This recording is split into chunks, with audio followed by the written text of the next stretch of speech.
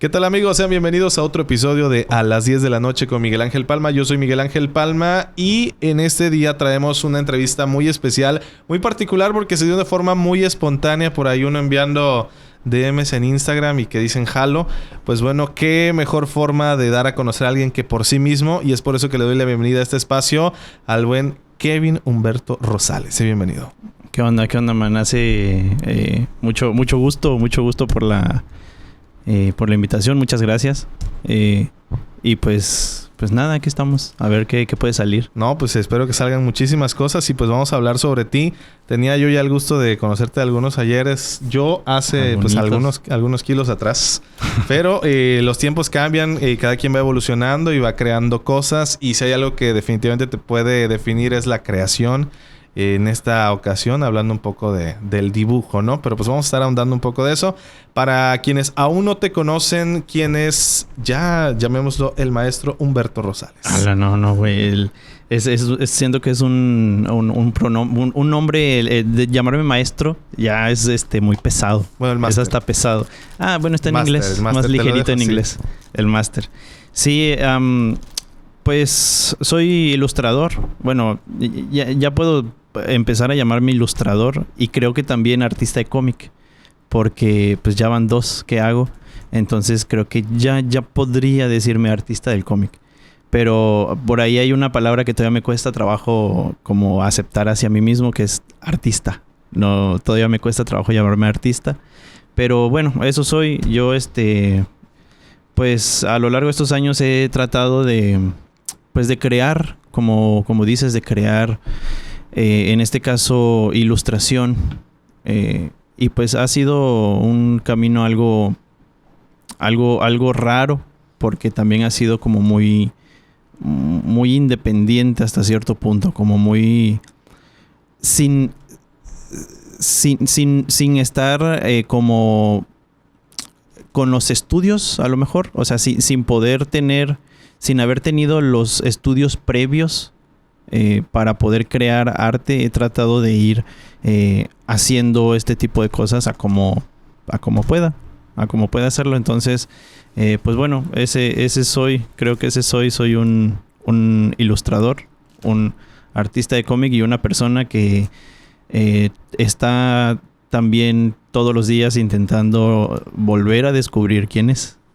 O tratando de ver quién es. Bueno, ya que mencionabas sin esta preparación, entonces, ¿cómo empezó este gusto, afición que después se convertiría en un proyecto más serio? ¿Cómo empezaste entonces ya con lo que fue la ilustración, el dibujo, tus inspiraciones? Bueno, yo me acuerdo que siempre había dibujado. O sea, siempre. Desde que tengo memoria en los exámenes de la primaria ponía dibujitos, o me acuerdo de estar dibujando en el salón de clases.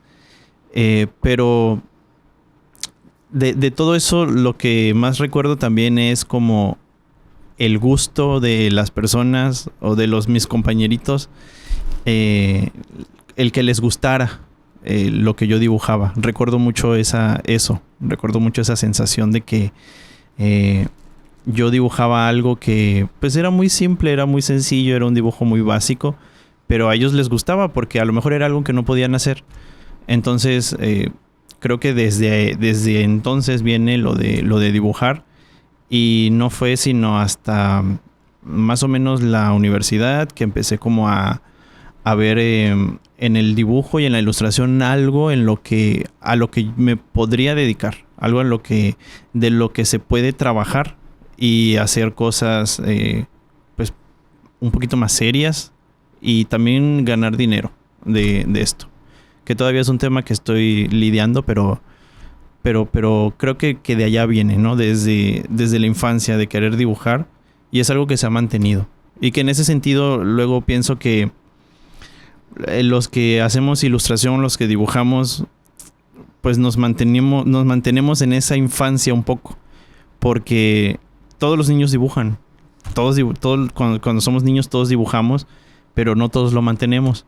Entonces hay quienes sí hemos seguido en esa expresión tan básica y tan infantil, tan primaria,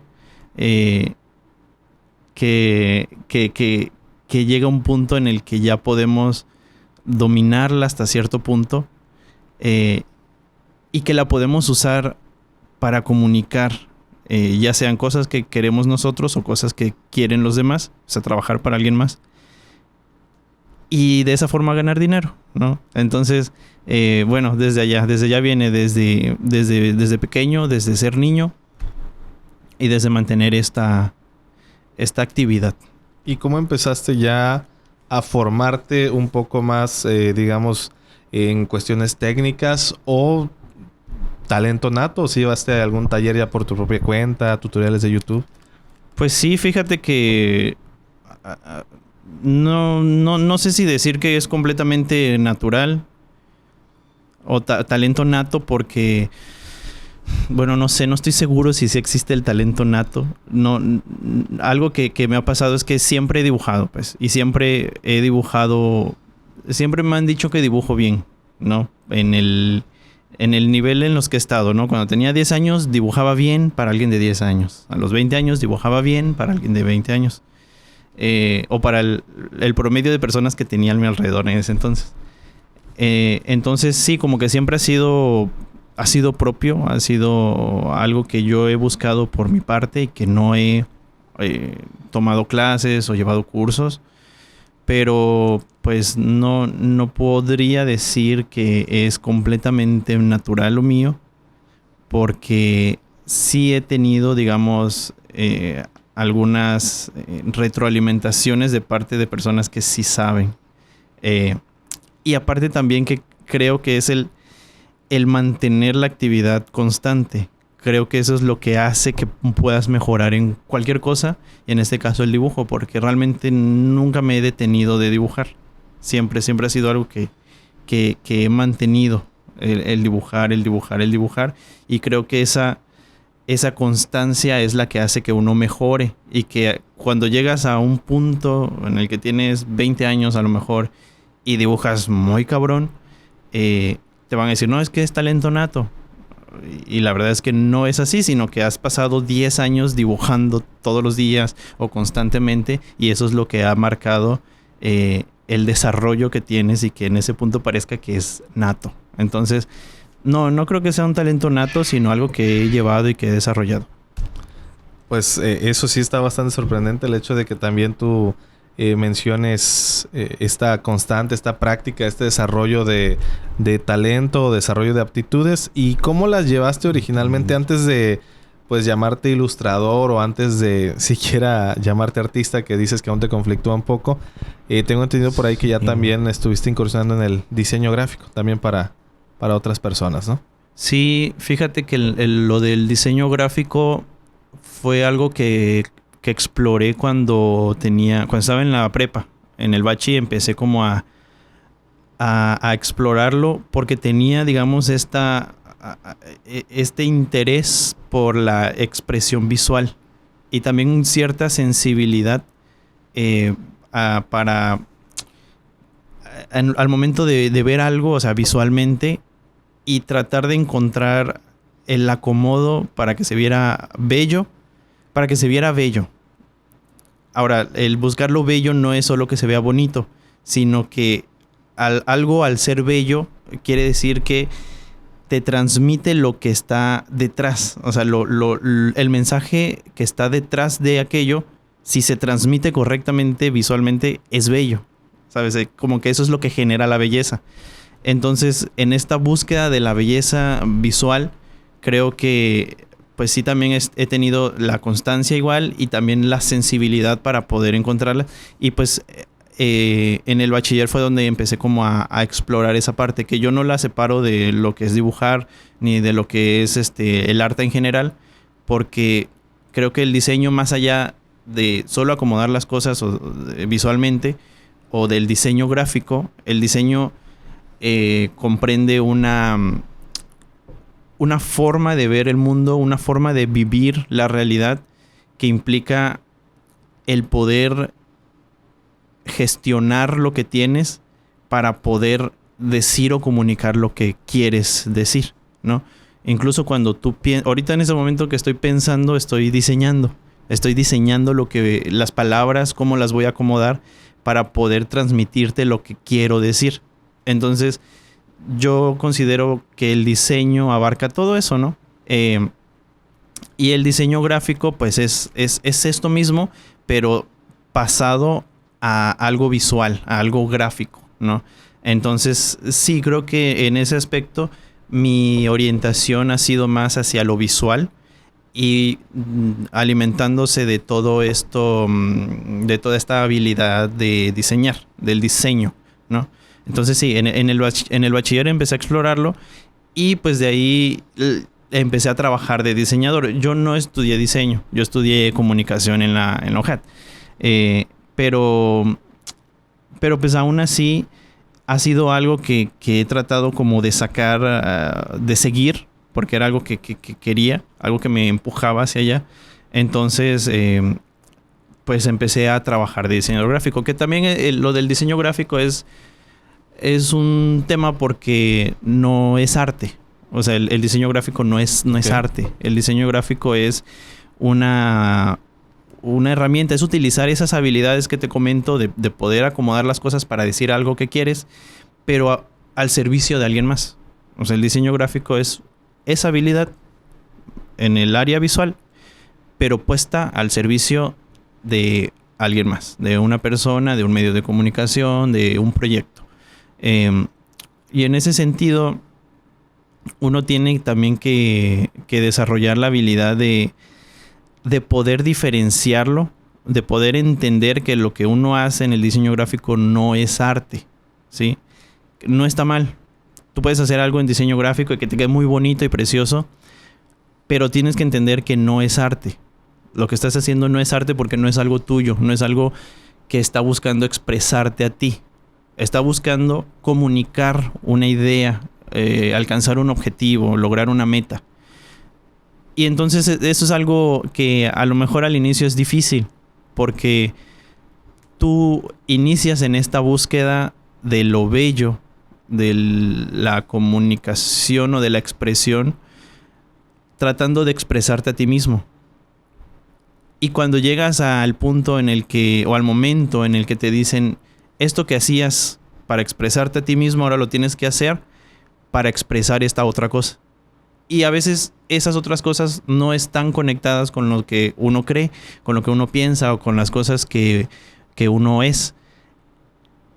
Y se pone, digamos, ese dilema en el que tienes que expresar eso que te dice tu empresa, el proyecto o la otra persona, pero tú quieres meterle a veces de lo tuyo, ¿no? Entonces ahí se generan luego problemas, pero creo que el punto o la clave es poder separar que no es arte, que no es algo tuyo, que sí es cierto, tú tienes la habilidad y la capacidad de poder manipular y de acomodar las cosas, de diseñar, pero no es para ti, es para alguien más. Entonces, pues sí, eso por la parte del diseño gráfico así ha sido un poquito mi experiencia, ¿no? En cómo lo he llevado. Principalmente publicitario, ¿verdad? Sí, yo diría que todo diseño, bueno, no todo es publicitario, pero sí, principalmente publicitario, sí. Bueno, ya que lo mencionas, estaría bueno esa distinción. A ver, dices que ibas a decir que todo diseño gráfico es publicitario. Sí, como que todo, tal vez habría que entonces que definir qué es la publicidad, que es como dar a conocer las cualidades de algo, ¿no? Tal vez. Y de ahí yo diría que todo el diseño es publicitario porque todo diseño gráfico busca dar a conocer un mensaje. Mensaje de ya sea un producto, servicio, una idea, ¿no? Sí, y usualmente esos anuncios o ideas son pues cualidades de algo. No sé, entonces sí creo que tal vez no todo diseño gráfico es publicitario, pero sí tiene la intención de dar a conocer algo, ¿no? Entonces puede ser como muy, muy similar. Sí. ¿Dirías que esta experiencia del diseño gráfico te sirvió también como una especie de herramienta para complementar ya tu propia expresión, tu arte? ¿O fue algo que iban casi paralelos? ¿O sí hubo un momento de convergencia de estos dos? Sí iban paralelos, pero sí sirve para alimentar o ayudar mi propia expresión. Porque lo que tienes que hacer cuando haces diseño gráfico para alguien es tener claro qué es lo que quieres decir, qué es lo que quieres comunicar. Poder encontrar como el centro de todo el ruido, porque muchas veces pasa que cuando quieren un diseño sobre algo o el diseño de un logo, por ejemplo, hay mucho ruido alrededor de lo que la marca es, de lo que el proyecto es, y tú tienes que escarbar entre todo eso, tienes que quitar todo el ruido, toda la basura, todo lo que no sirve y encontrar el centro de lo que realmente el proyecto es, o sea, lo que realmente se quiere decir. Y de ahí sacarla y expresarla visualmente. Entonces, esa experiencia de esa búsqueda del núcleo de lo que las cosas son, sí sirve porque genera la capacidad de que uno mismo pueda verse, escarbar en sí mismo y encontrar el núcleo de las ideas que tiene. O sea, a veces se me viene una idea de algo que quiero, o un sentimiento, una sensación, y puedo buscar y escarbar alrededor o en el centro de esa idea o de ese sentimiento y poder encontrar como el núcleo. Y de esa forma poderla expresar en un cómic, en una ilustración o en lo que sea. Entonces sí es algo que ayuda por esa experiencia de encontrar la esencia de las cosas. Sí. Bueno, y que mencionabas esta expresión un poco más sensible ya al respecto de la ilustración.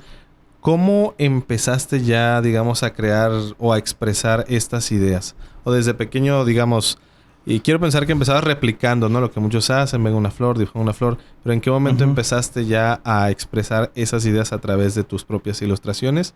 Empezando por ahí, de ahí te quiero preguntar ya cómo creas una historia. Pero primero, ¿cómo empezaste ya a transformar ideas en una imagen? Bueno, al inicio sí es cierto. Uno, al menos, bueno, en mi caso no sucedió que dibujara para expresarme, sino que dibujaba cosas que veía. Dibujaba a Naruto, dibujaba casas, me acuerdo, dibujaba dragones, dibujaba cosas que veía, ¿no? Entonces no era como para expresarse realmente, o al menos no conscientemente. De ahí... Supongo que no conscientemente, porque al final, si al dibujas final esto es porque es algo que te gusta también, sí, ¿no? Sí, porque tú buscas... No sé, el ser humano cuando dibuja es como quieres expresar o sacar algo que viste, ¿no? Algo que estaba afuera, entró, rebotó y lo quieres sacar en eso. Entonces, es inconsciente cuando sucede así, pero sí es una forma de expresión, aunque no era una búsqueda. Pero más adelante sí llegó un punto en mi vida en el que traté de utilizar la ilustración, o en el que empecé a utilizar la ilustración para expresarme, y fue a través de la caricatura política, porque en algún momento yo dibujaba mucha caricatura política. Oye, sí lo recuerdo, y lo subías a redes sociales, ¿no? Sí, ¿todavía? Lo compartí en redes.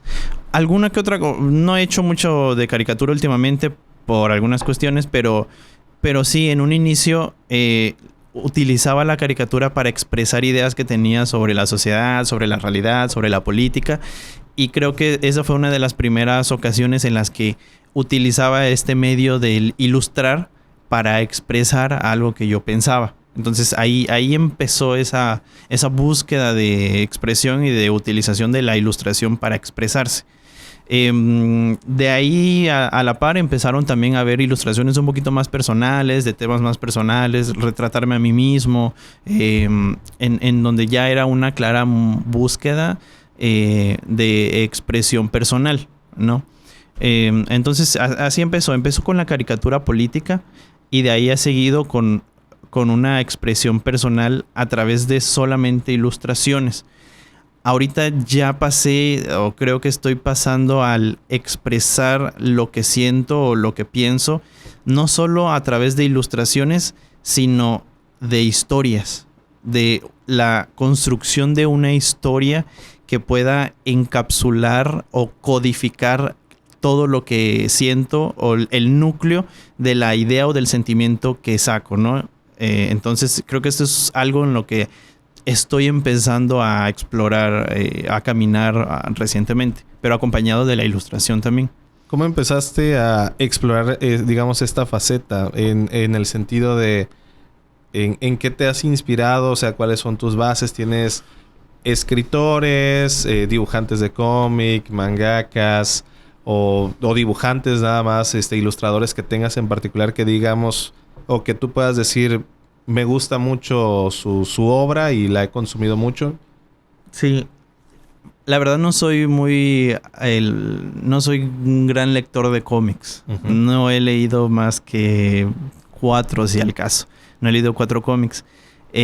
Pero sí hay estoy pensando ahorita en una serie que sí me ha influenciado, que sí puedo tomar como una referencia a la hora de hacer lo que hago. Y es Hora de Aventura. Okay. Hora de Aventura es... creo que empezó siendo una serie muy básica hasta cierto punto, pero fue evolucionando a lo largo de sus temporadas. Y llegó un punto en el que los capítulos eran metáforas y eran encapsulados de ideas y cuestionamientos filosóficos muy profundos. Y me sorprendía la facilidad o la forma en la que construían una historia que transmitiera algo tan complejo. Como por ejemplo, la idea de que nosotros somos cuerpos que estamos prestados en este mundo y que cuando nos moramos no es que vayamos a desaparecer, sino que vamos a trascender, ¿no? Imagínate, esa es una idea muy compleja, pero que ellos lo hicieron en un capítulo en el que Vimo, el robotcito, se encuentra con una burbuja que se hacen amigos y a lo largo del viaje que tienen comparten muchas cosas y al final la burbuja explota, se muere. Pero lo que pasa es que no se murió, sino que como la burbuja era hecha de aire, solamente eso que estaba encapsulado ahí se liberó y se volvió a mezclar con todo lo que está a su alrededor. Ajá, entonces, por ejemplo, ese capítulo me parece muy, muy, muy bueno. Y pues creo que ha sido algo que he tomado como referencia, esa serie, Hora de Aventura. Y pues sí, eso. Hay otro autor también que no recuerdo ahorita su nombre, pero es hace cuentos infantiles ilustrados. No recuerdo mucho su nombre, Valdera. No, es uno reciente, es muy joven.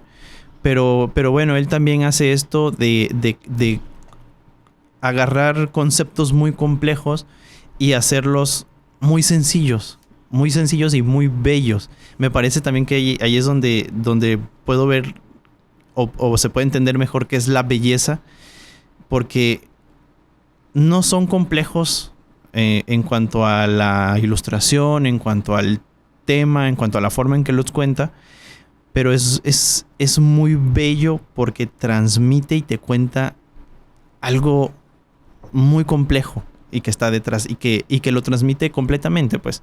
Entonces me parece también muy bello y eso lo puedo tomar como también como ejemplo, como referencia para mi trabajo. Sí. Y entonces, ¿cómo llegaste a, digamos, si tus bases son animación y cuentos, cómo llegaste a este formato? ¿Cómo llegaste al formato de cómic? Al cómic. Ay, sí, eso es. Yo cuando entré a la uni quería hacer cine. Cuando entré a la uni yo quería hacer cine, era mi idea. Yo sí entré a comunicación. Como el 50% de comunicólogos. Sí, que queremos hacer cine, ¿no? Y estamos ahí porque, es que quiero grabar mi cortometraje, o porque no me aceptaron en el CUEC, o porque no voy a entrar al CSD. Entonces, yo entré ahí porque quería hacer cine. Conforme pasó el tiempo, pues me di cuenta que no era una carrera que te iba a explorar, que te iba a poner a las herramientas para hacer mucho cine. Pero sí te daba... Sí me topé ahí también con algunas otras cosas, que era la comunicación en general. El poder comunicar, y que no solo existe el cine para poder comunicar ciertas ideas. De ahí también me fui como enamorando un poquito del diseño gráfico, y pues ya traía lo del dibujo antes. Entonces, no sé, como que toda esta mezcla, toda esta revoltura de contar historias como en el cine, de dibujar, y de el estilo como de animación, y del diseño, del acomodo de las cosas visualmente para poder comunicar, digamos que tomas todo eso, lo metes en una licuadora y lo que te sale es cómic. Hasta cierto punto, porque el cómic abarca todo. Cada panel es como una toma en el cine, que está dibujada, que tiene una ilustración y que todos los paneles en una sola página están acomodados de cierta forma para que te comuniquen lo que te quiere comunicar. Entonces siento que el cómic abarca todas esas ramas, y pues creo que por eso al final terminé cayendo aquí en el cómic. También porque yo no había dibujado cómic hasta que hice de Tercera Llamada, que es un cómic que dibujé nada más, no escribí. Lo hice junto con David Mirabal y fue para un proyecto del CONACYT, no del CONACYT, pero de aquí de Tabasco, el CECITET, creo que se llama. Aquí, mira, lo voy a leer bien porque aquí está. El CECITET. Ajá. El Consejo de Ciencia y Tecnología del Estado de Tabasco. Porque fue un proyecto de comunicación para medios, para lugares sin acceso a internet. Entonces, igual David tenía la idea de hacer una animación y llevarla a esos lugares. Pero, pues dijimos, una animación es muy compleja. Intentamos hacer animación en un inicio, pero se nos salía mucho de las manos porque solamente éramos él y yo. Él y yo estábamos trabajando en eso nada más. Y la verdad es que no, o sea, era casi impensable hacer una animación y el tiempo era como de menos de un año. Estuvimos un año intentando hacer la animación, pero después dijimos, no, vamos a hacerlo cómic mejor. Ya con todo lo que tenemos podemos pasarlo al cómic. Y sí, y quedó muy bien. La verdad fue un proyecto que le quedó muy bien, calzó muy bien con el formato de cómic. Y bueno, esa fue como mi primera experiencia. Pero me comentas que solamente dibujaste. La historia es entonces de David Mirabal. Sí, David Mirabal lo escribió y fue quien me llamó para hacer las ilustraciones. Después de ahí se me presenta la oportunidad del PECDA, lo que es el programa de estímulos a la creación artística de aquí de Tabasco. Y pues es algo que como que muchos artistas queremos. Uh-huh. Muchos artistas queremos que porque es un estímulo económico y es dinero y es la oportunidad de que tú puedas hacer algo que tú quieras, ¿no? Entonces dije, bueno, ¿qué puedo hacer? Porque aparte algo importante es que te piden que tengas experiencia en lo que quieres hacer y también que la puedas comprobar, ¿no? Entonces dije, bueno, tengo ciertos cursos de ilustración que tomé justamente para poder meterlos. Porque es que te piden certificados, ¿no? Ajá. Entonces, bueno, dije, voy a tomar estos cursos para tener el certificado. ¿Esos cursos los tomaste a la par de la primera, de Tercera Llamada? No, después. Ah, ok. Fue para lo del mes del ilustrador que luego hacen aquí. También dan ciertos talleres y te dan constancias. Entonces, bueno, dije, tomo esos, uso las constancias y también tengo este cómic para ponerlo como evidencia de que ya hice un cómic. Porque quería proponer un cómic para el PECDA. Porque pues tenía el cómic. Entonces como que fue primero Tercera Llamada y al tenerlo dije, ¿qué puedo hacer para el PECDA? Porque me piden evidencias de que ya hice algo. Bueno, ya hice un cómic, pues voy a hacer otro cómic. Entonces pues fue ahí donde decidí que iba a hacer un cómic. Y a lo mejor no fue algo muy... como que sí quería hacer el cómic, sino que se fue de la mano, se fue... como ya estaba pues se hizo y pues así, ¿cuál era la pregunta? No sé, porque ya me mareé también junto con tanta explicación. Pero sí. Bueno, ya la siguiente era cómo llegaste a ese formato. Era eso. ¿Cómo llegué al formato cómic? Pues sí, a través de pues, del primero que se hizo. Fue por pues porque así se fueron dando las cosas. Porque se fue que fuera un cómic, entonces hice otro cómic. ¿Sucedió? Sí, sucedió. Hasta cierto punto como que, pues pasó, güey. O sea, pues sí, fue un cómic.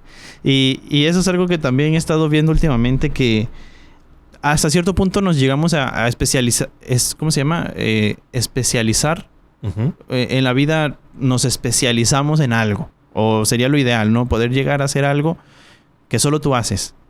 Pero ese camino hacia la especialización se va dando por cuestiones que a lo mejor tú ni controlas. que es como, pues es que pasó esto y pasó el otro y me empujó para acá, entonces tuve que hacer cómic, entonces luego tuve que hacer, no sé, te va como llevando hacia cierto camino hasta que en algún punto llegas y dices, no, pues yo soy el güey que hace cómics exclusivamente y exclusivamente con el color morado y exclusivamente sobre tal, por cuestiones de la vida, ¿no?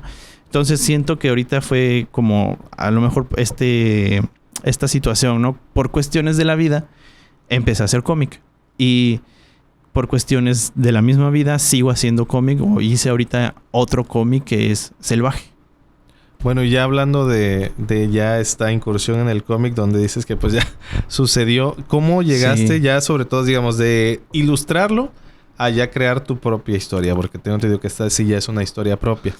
¿Cómo llegaste, digamos, a ese punto de querer ya no solamente representar una idea, sino una historia completa? No sé si, porque aún no he tenido el gusto de leerlo, pero no sé si tiene un final o es el primero de muchos. No, sí tiene final. Sí lo tuve que cerrar porque sentía que no sé, no quería dejarlo abierto.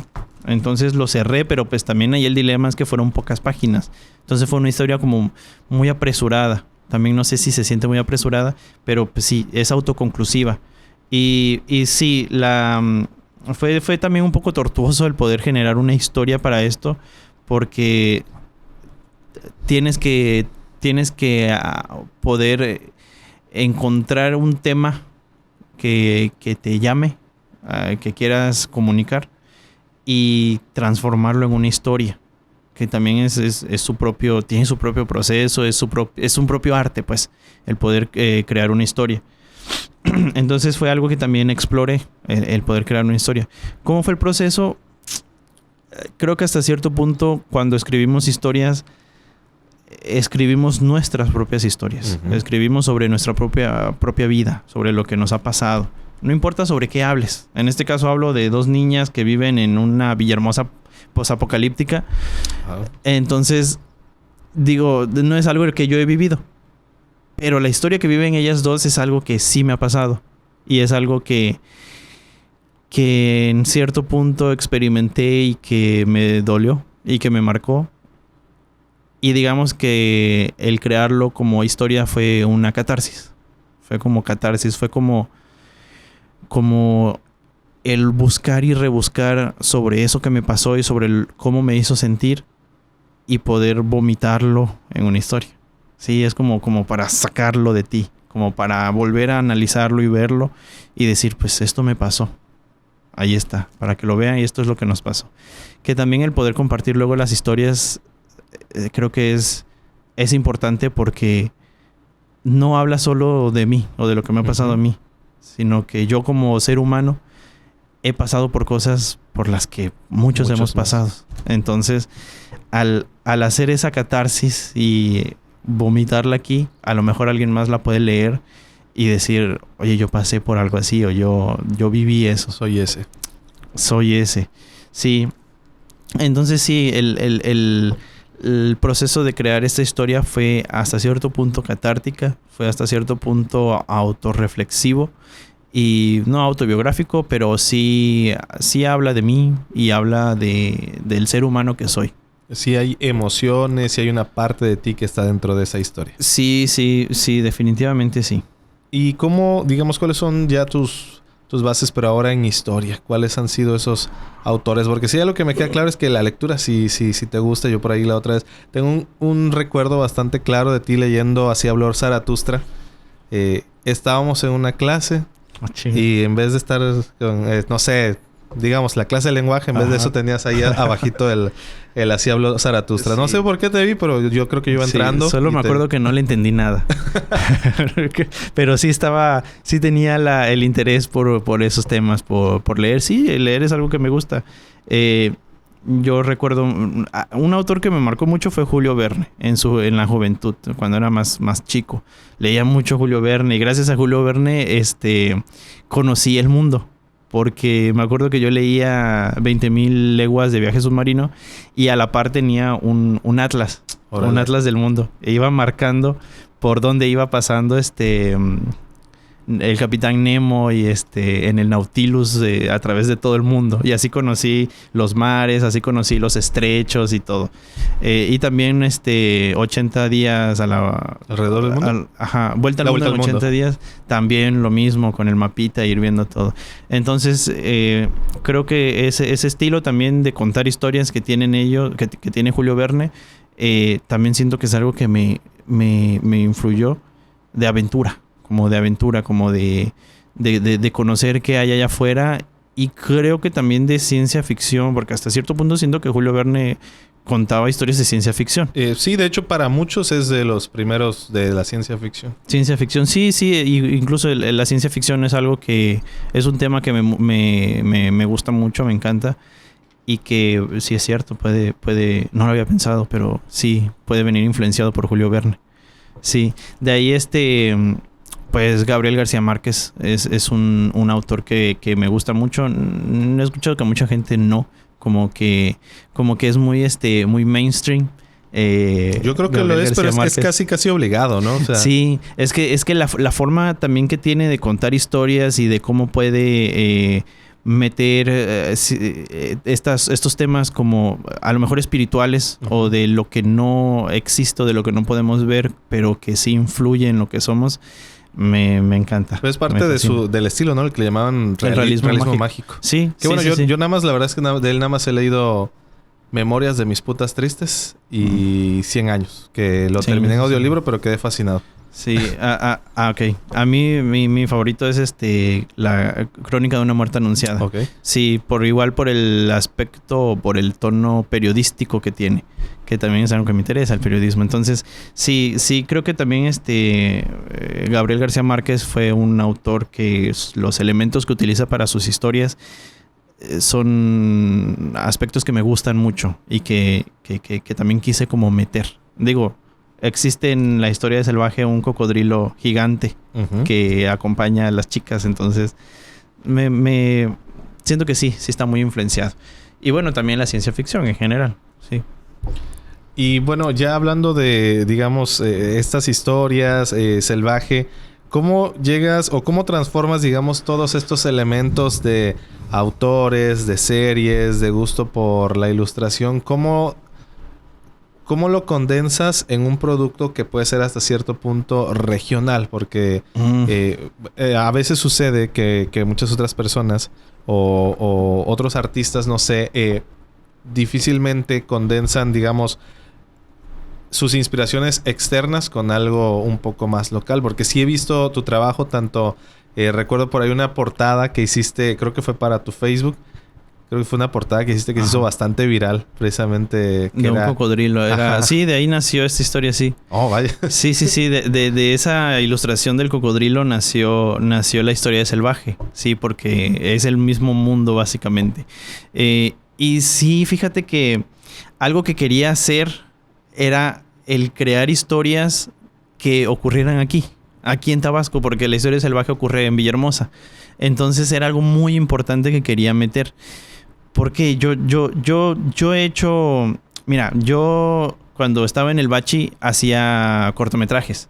Y de hecho en Paraíso hay un festival de cortometrajes que se llama Mentecatos, ¿no? Sí.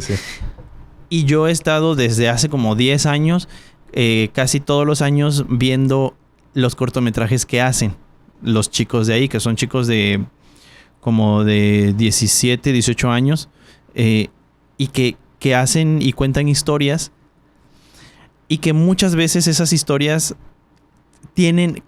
digamos que cometen los mismos errores, porque son personas que están empezando a hacer historias, a meterse en el arte audiovisual, y a veces cometen los mismos errores. O por llamarla así, no errores, o cometen las mismas cosas, hacen los mismos clichés. Ok. Usan las mismas fórmulas todos. Usan las mismas fórmulas como muy naturales, o que es lo que traen, pues es lo que ven en la tele, es lo que consumen ellos, lo expresan así, de manera inconsciente.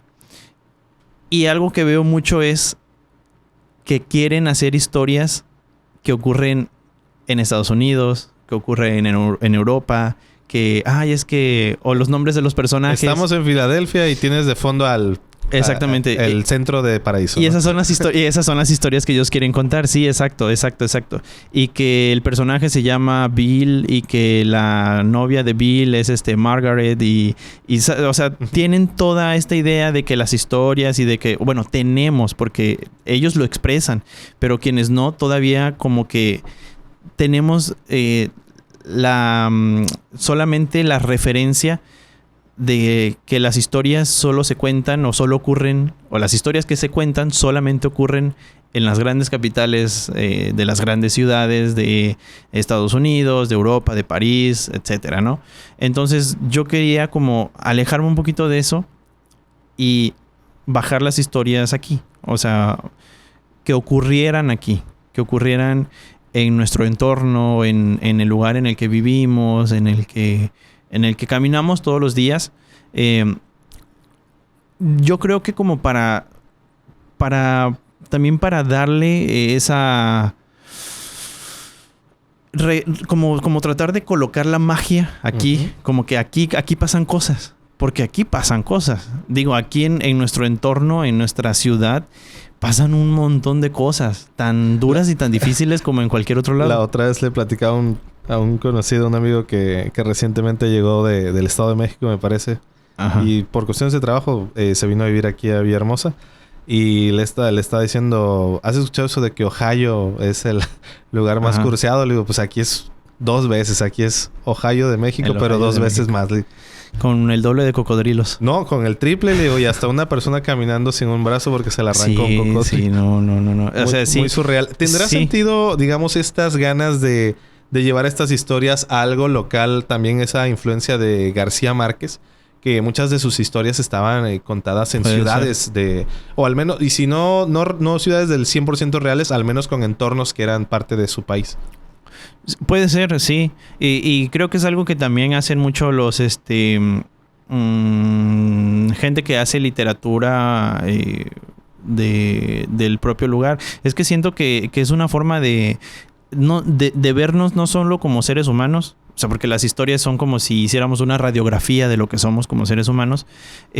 Pero el hacer las historias que ocurran aquí, en el entorno en el que estamos, es como hacer una radiografía no solo del ser humano, sino del tabasqueño, de lo que somos, del lugar en el que vivimos, porque el entorno en el que crecemos marca en gran parte cómo vamos a ser, la forma en la que vamos a vivir, la cultura que vamos a desarrollar o la que nos vamos a añadir.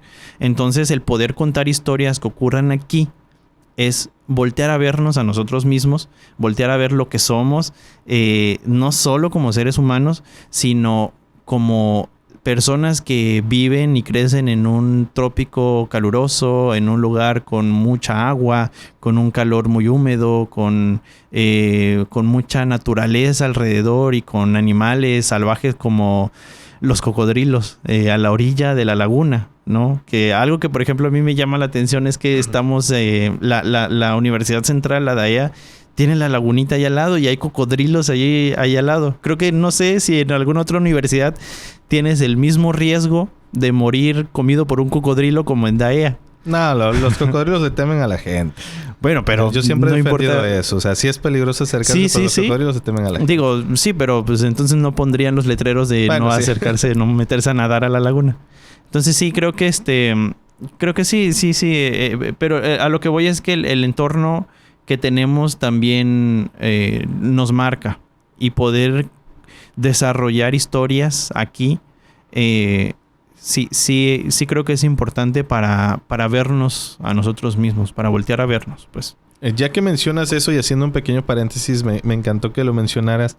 El hecho de que estamos inmersos o estamos bombardeados de historias que no son tan locales o historias de otros lados.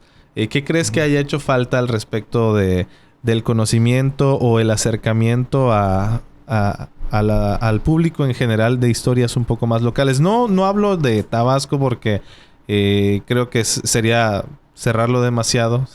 Sería hacer un segmento muy pequeño. Pero sí un poco más mexicano. Porque me mencionabas, o sea, esto del corto de jóvenes de preparatoria, pues la mayoría quiere copiar el modelo, llamémoslo estadounidense. Sí. ¿Qué ha faltado aquí? Pues sí se hacen historias. Sí se hacen historias, pero creo que no tienen la misma distribución que tienen las historias del extranjero, las historias que vienen de fuera. Creo que también eso es algo importante, la capacidad a lo mejor de distribución o el músculo que tiene una industria como Hollywood, como la gringa, para poder crear y desarrollar y hacer llegar sus historias hasta otros lados, pues. Ellos exportan ese tipo de cultura, su tipo de cultura. Y aquí en México, pues, siento que no es tan fuerte. No está tan desarrollado. Sí, no son hasta contados los casos. No sé, supongo que debes de conocer por ahí las leyendas. Ajá, como las leyendas de por qué. No, Las Leyendas es una serie de películas de animación mexicana. Ah, ok, sí, los de Anima Studio. Ajá, eso. Sí. O sea, me refiero a que son tan contados que hasta... Yo creo que ese es incluso el referente, ¿no? Al menos aquí en México. Ese y historias huevo, aquí. Y Huevo Cartoon. Al menos hablando de animadas. Sí. Que ciertamente hay más historias, pero digamos, por mencionar algunas que nacen a partir de ilustraciones, no sé si hay más referencias. Bueno, sí, animadas. Ah, bueno, no muchos. O sea, sí se han hecho luego algunas cosas desde el cómic. Por ejemplo, creo que Moebius es un ilustrador francés que hace cómic muy, muy famoso. Estuvo un tiempo en México y desarrolló cómic aquí en México o incluso mucho de su estilo y de sus historias están marcadas por lo que vivió aquí en México, por la cultura mexicana. Entonces, a lo mejor puede ser un ejemplo de la influencia que puede tener lo que es la cultura mexicana, pero historias que se hayan desarrollado aquí en ilustración, pues seguramente sí hay más, pero no. Sí, no nos han llegado. O sea, lo que mencionabas, la distribución es el problema, entonces, ¿no? Sí, yo creo que sí, la distribución, porque sí se crean, sí hay creación. Pero pues no compite con cosas o con la industria de Estados Unidos. No, definitivamente no.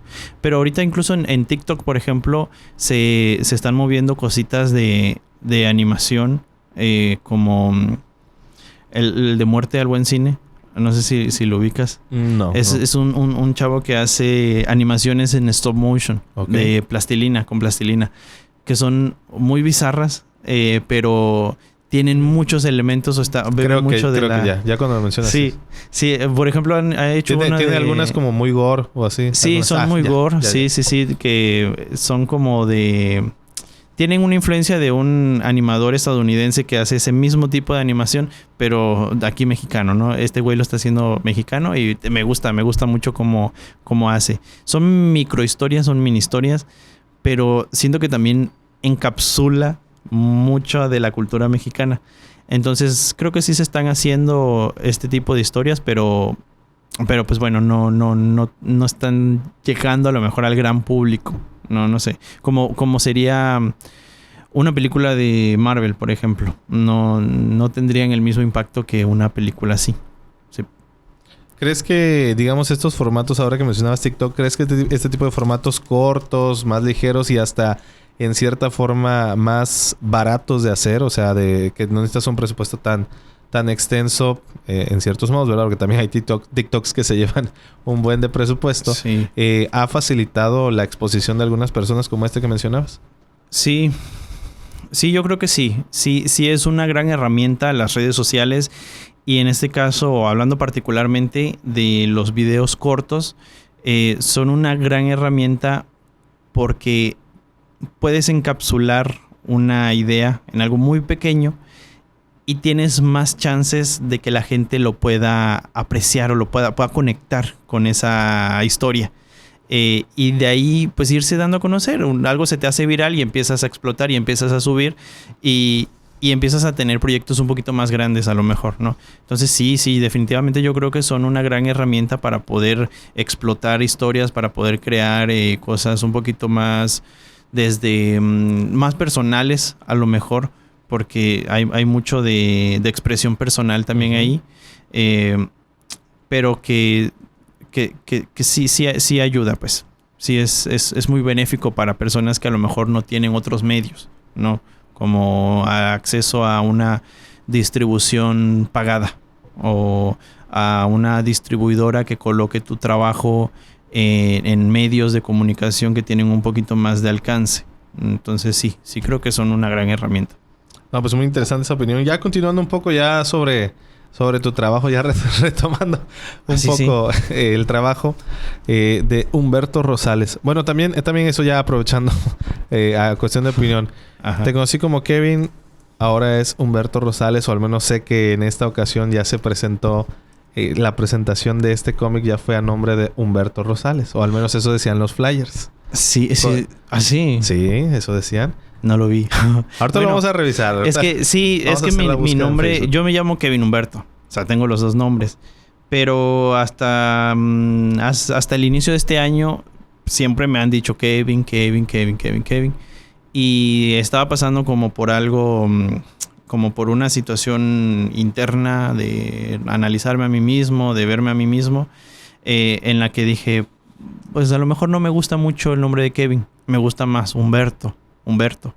Pues quiero que me digan así. Sobre todo, algo por lo que estaba pasando era como el sentir que no estaba controlando muchas cosas de mi vida.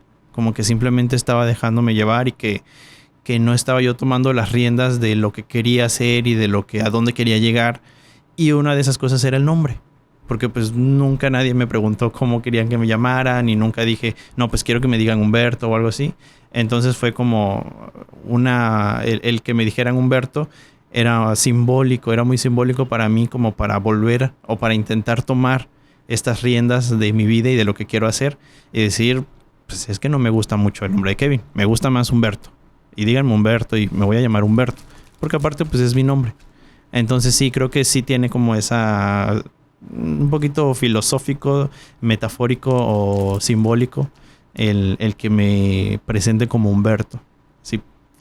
No, pues muy interesante también. Supongo que en este viaje de autodescubrimiento también que fue a la par, ¿no? De la construcción de esta historia. Sí. Y bueno, ya hablando de ti también, sí. Antes de pasar a una pregunta que yo quiero hacerte, si te la hago ahorita la vas a contestar, así que mejor me la guardo unos instantes. Okay. También, ¿cómo fue el hacer ilustración para otras personas? Tengo entendido por ahí que has tenido también la oportunidad de hacer portadas para libros en algunas ocasiones. Que pues supongo que eso ya también es el trabajo o la creatividad de poder expresar lo que otra persona quiere expresar a través de tu trabajo.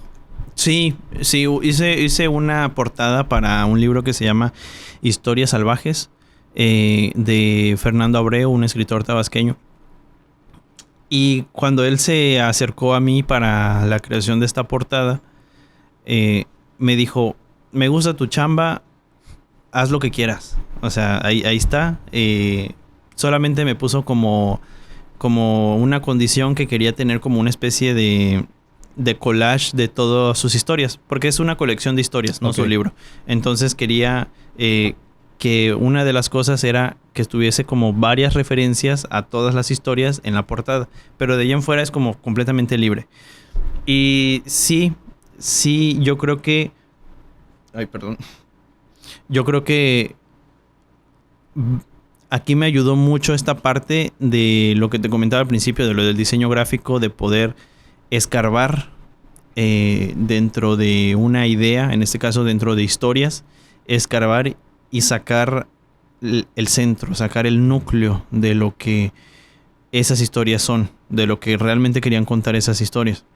¿Y cuál es parte de ese proceso? O sea, si digamos, el autor te entrega el libro, lees las historias y a partir de eso vas creando la imagen o... Sí, yo hice la lectura, leí todas las historias, o sea, leí todo el libro y de ahí como que algunas cositas las rebotaba con el escritor, con Fernando, como, oye, ¿de qué querías decir en esta? ¿O qué pensabas en esto? No sé qué.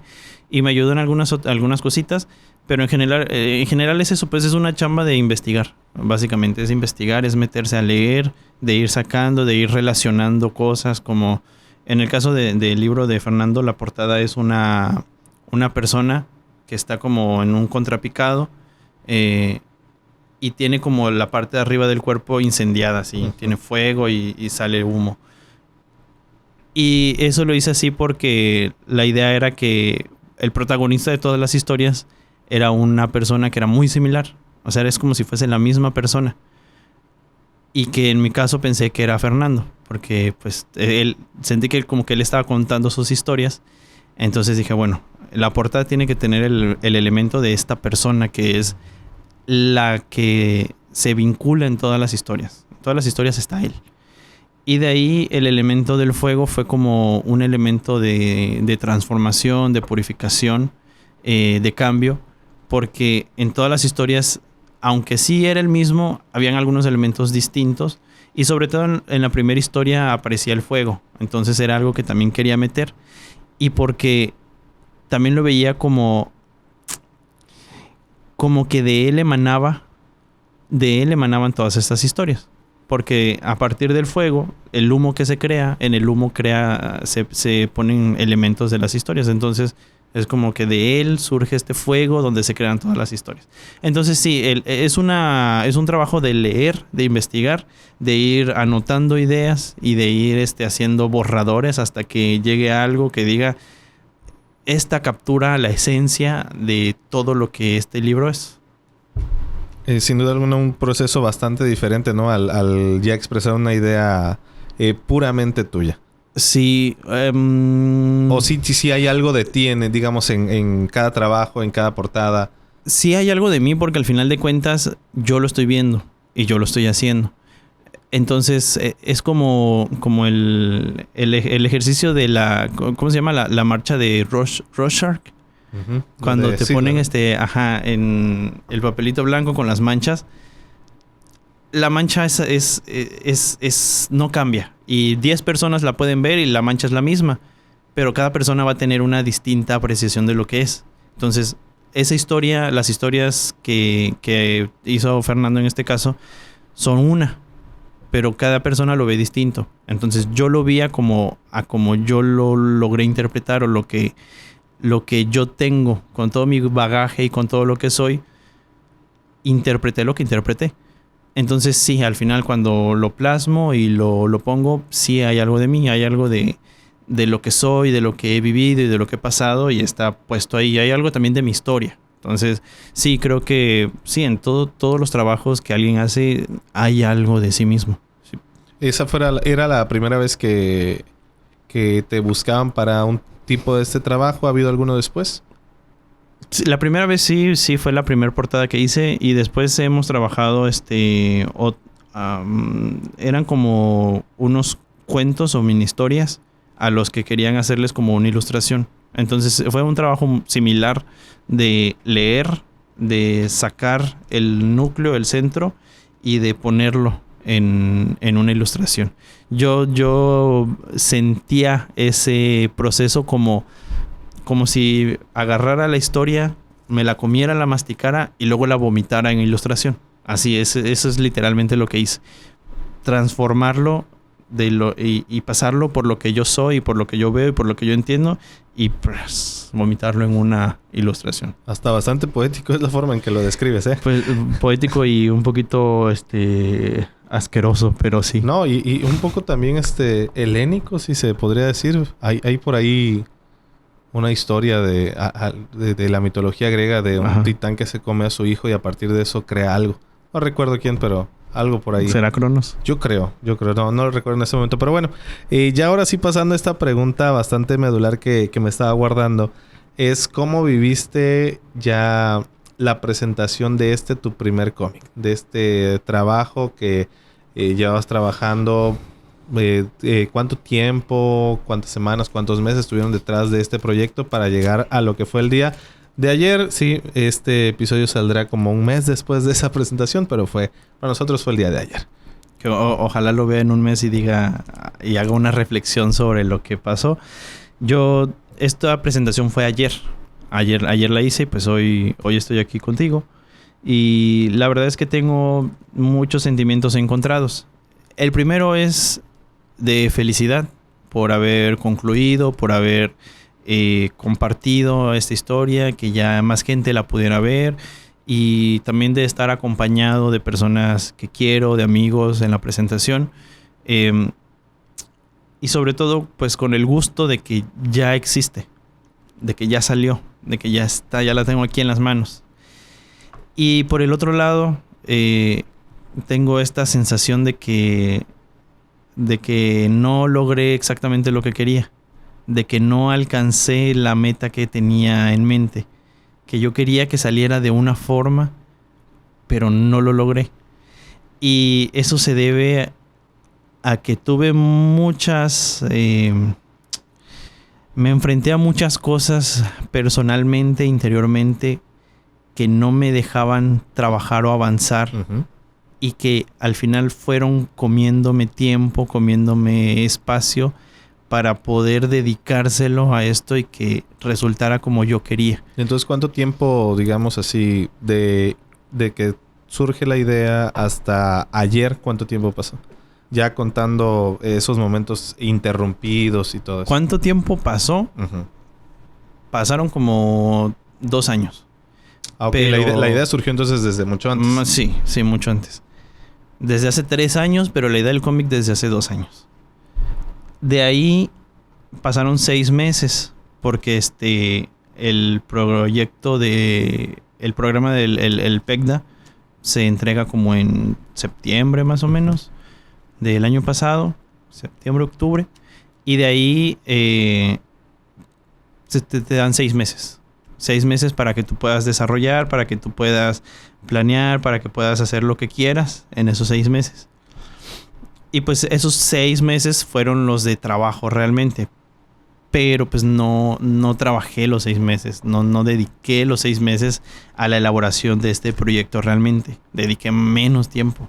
Dediqué menos tiempo de lo que quería, pues por cosas que estaba pasando, por cosas que no era capaz a las cuales no era capaz de sobreponerme y que pues no me dejaron hacer y obtener algo como lo que tenía en mente.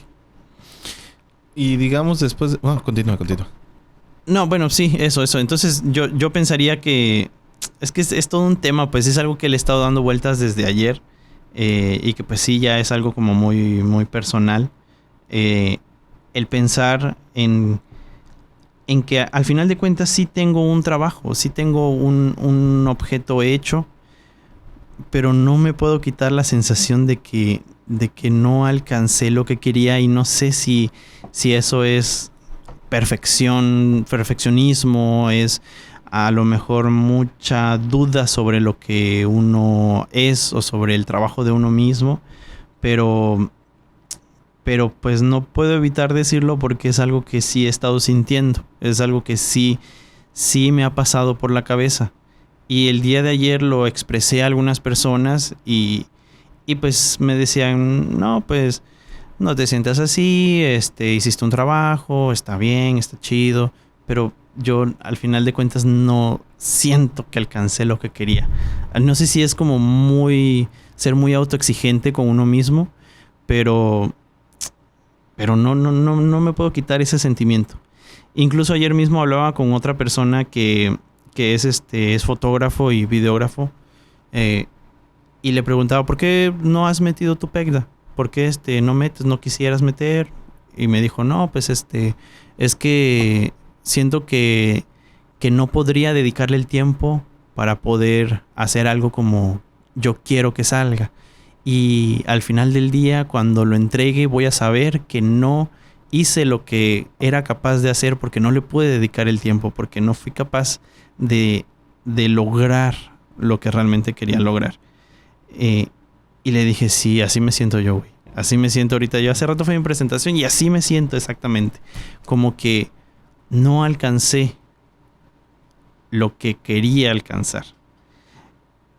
Pero eso no quita nada de lo que ya pasó, nada de lo que se hizo, ni de la alegría que me da del poder tenerlo ya en mis manos, ni demerita nada del mérito que es haberte obtenido esto. Pero no me quito esa sensación. Vaya, no se me va. Quizás sí hasta puede llegar a ser una sensación común entre artistas o entre personas que se expresan a través de las artes. Y ya hablando de este término, te presentaste en un espacio cultural avalado también por secretarías importantes. ¿Dirías que este sería como que un parteaguas o el paso que te llevaría a denominarte artista? A la bestia, no sé, güey. Yo sí me presenté ahí en Casa Cacao. cacha cacao. Es una especie que está preciosa, está muy bonito, la verdad. Y pues me abrieron las puertas, me dieron la oportunidad de poder presentar ahí el cómic. Porque también yo quería presentarlo en un lugar que fuera de la UJAT. Entonces me quedó perfecto, pues, en Cacha Cacao. Y pues sí, yo había lidiado mucho con este término, con esta idea de llamarme artista, o del término artista, porque digo, ¿qué te hace artista realmente? ¿Qué hace que una persona sea un artista? El que estudies una carrera y te digan, no, pues tienes ya el título de licenciado en artes plásticas. Ah, pues entonces eres un artista ya. Pero hay muchos artistas que no tienen carreras y son artistas. Entonces, ¿qué te hace ser artista? Que te avale un organismo gubernamental, que mucha gente te diga que eres artista. Siento que nada de eso te hace artista. No importan los títulos, no importa cuánta gente te diga que eres artista.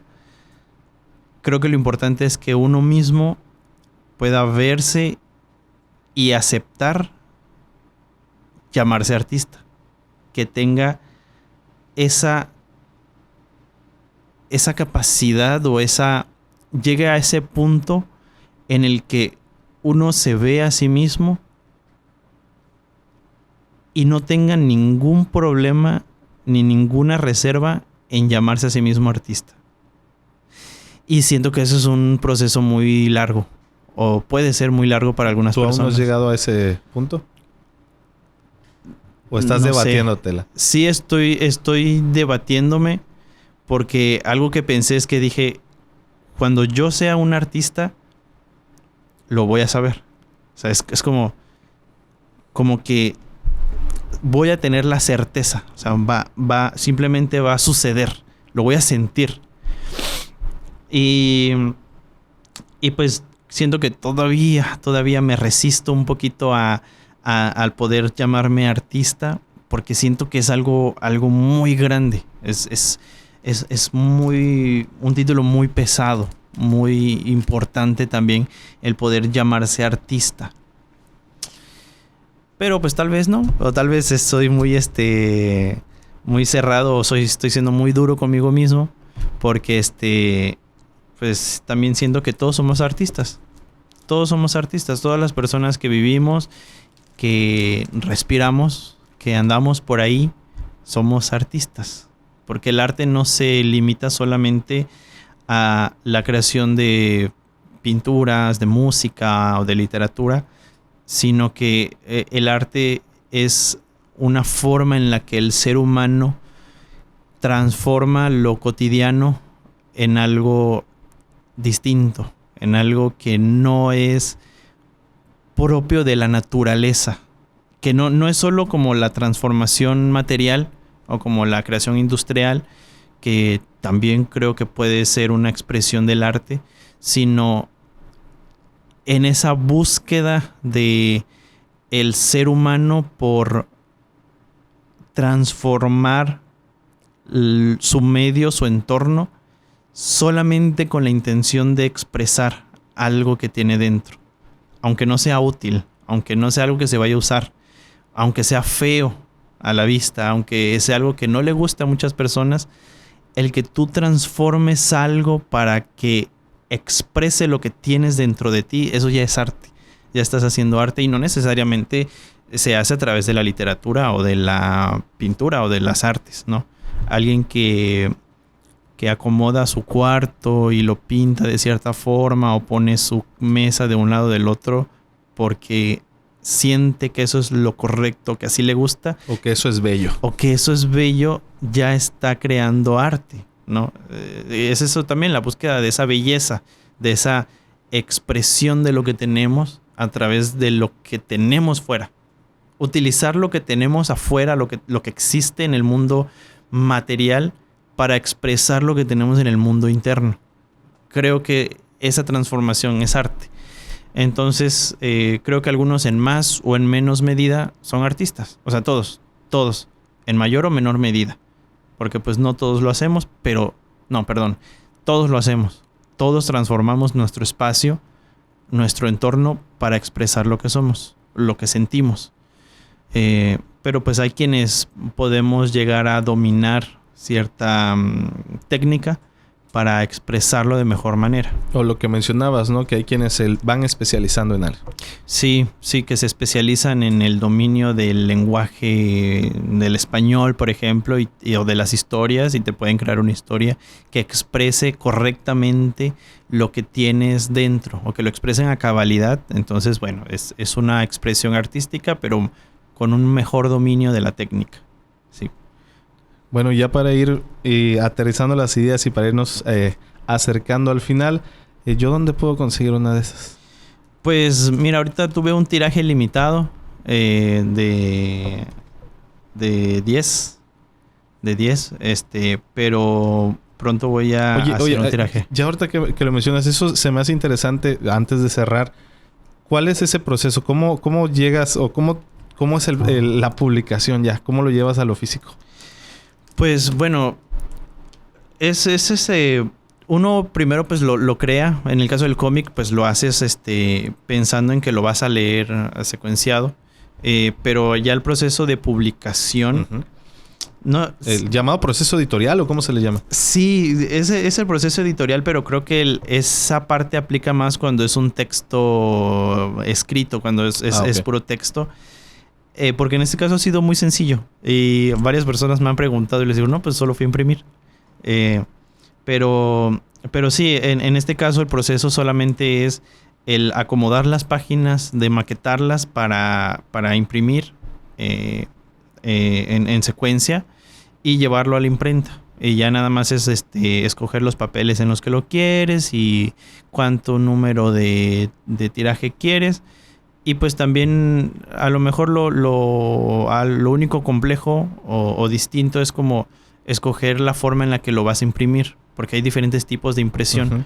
En este caso fue impresión digital, porque fue algo limitado y rápido, y pues lo hice en digital, pero la mejor forma de imprimir un cómic, en este caso este cómic, es impresión offset, me parece que se llama, que es la que utilizan para imprimir los periódicos, que crean placas de metal por cada página y las ponen de las tintas CMYK y las crean. Eso te da un cómic más barato y con mayor tiraje.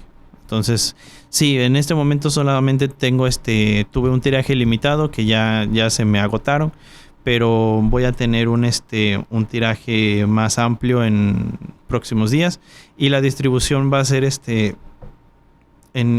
pensaba llevarlo a librerías, uh-huh, a algunas bibliotecas. En las bibliotecas son para obsequiar y en las librerías sí los pondré a la venta. No sé el precio todavía porque necesito saber cuánto me va a costar el tiraje. Pero sí, en un futuro van a estar en librerías o por mi Instagram me pueden contactar y ahí más fácil también pasarlo. Pues bueno, ya justamente ya que mencionas tu Instagram, para ir cerrando y primeramente agradecerte que hayas estado con nosotros y tus redes sociales, para que las compartas por favor con el auditorio, y qué viene también próximamente, cuáles son los siguientes proyectos que vienen para Humberto Rosales. Bueno, sí, yo estoy en Instagram principalmente como Rosales Umbe, de Humberto Rosales Umbe, y en mis demás redes sociales como Humberto Rosales, así me encuentran. ¿Y qué viene? He estado platicando con amigos y queremos crear más historias en cómic. Queremos crear más cómic, pero también estamos en la antesala o en el previo de crear una especie de grupo de emprendimiento de animación. Entonces queremos incursionar en la creación de animaciones tanto personales como comerciales, pues porque pues, también hay que buscar el generar dinero o ingresos, claro, con todo esto. Entonces sí, creo que voy a seguir en el camino de la creación de historias. Creo que lo del cómic lo voy a tomar de manera un poquito más personal, como para expresión personal o de contar las historias que quiero contar. Y lo de la animación es un poco más de chamba, es trabajo, es en lo que queremos incursionar aquí en el estado. Que siento que no hay mucho de animación aquí en el estado, a no ser que no esté viendo algo. Pero sí, animación. No, pues muchísimas gracias y ojalá todos estos proyectos se cumplan y de muy buena forma. Gracias de verdad, Humberto Rosales, por acompañarnos.